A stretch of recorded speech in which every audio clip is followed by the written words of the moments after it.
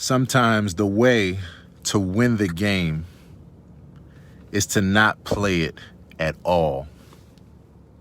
Sometimes the way to win the game is by not playing it at all. Sometimes when people are working to mentally and emotionally manipulate you, it's easy to think that giving them reasonable and rational communication will resolve issues, clear things up, or sort things out. But for a person whose intention is to be manipulative, keep things scrambled, keep you off balance, second guessing yourself, etc., no amount of being rational with them will work.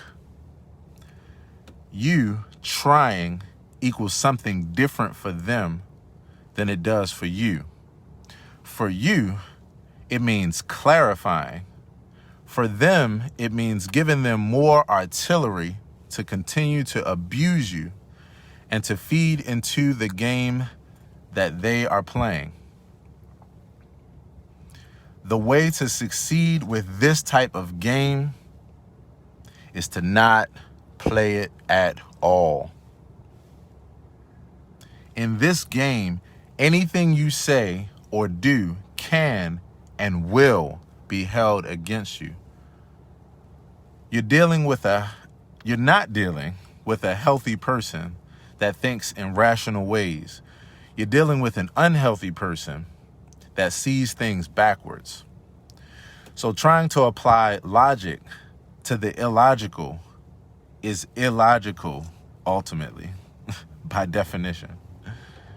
And then there's the definition of insanity, which I don't have to explain to you if you're intelligent enough to understand what I've said thus far. Get yourself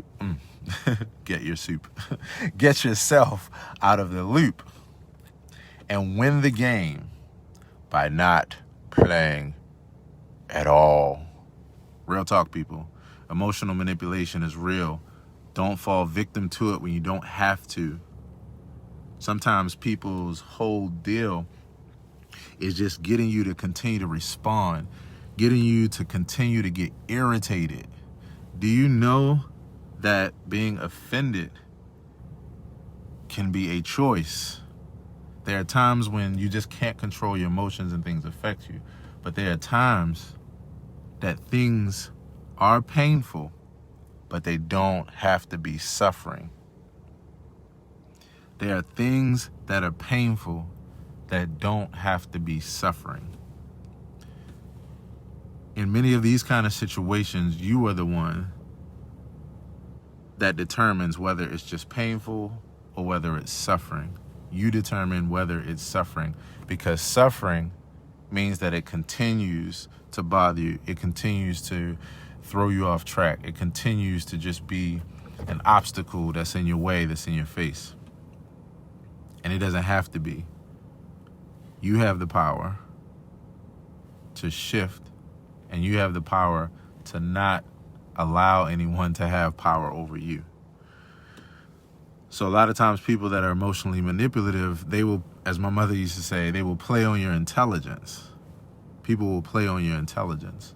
So if they know that you're a person that's an empath, don't be an empath, and then you're really in trouble. If you're a person who's an empath, then you already possess the trait for being able to stand in another person's shoes. You already possess the trait of being able to see what it feels like, or even care about what it feels like to be in another person's shoes. And so that's all that's needed in order to wrap you up in that web.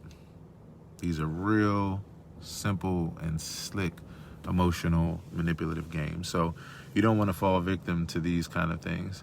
And it can go, a lot of times they can go undetected, because you can think, oh no, like all I got to do is just explain this way. And this person, like it's obvious. Anybody in their right mind would, and that's the point right there. Because when you're dealing with someone who's emotionally manipulative, they're not in their right mind. If you're dealing with someone who's narcissistic, covert or overt, they're not in their right mind. And so you have to treat it as such.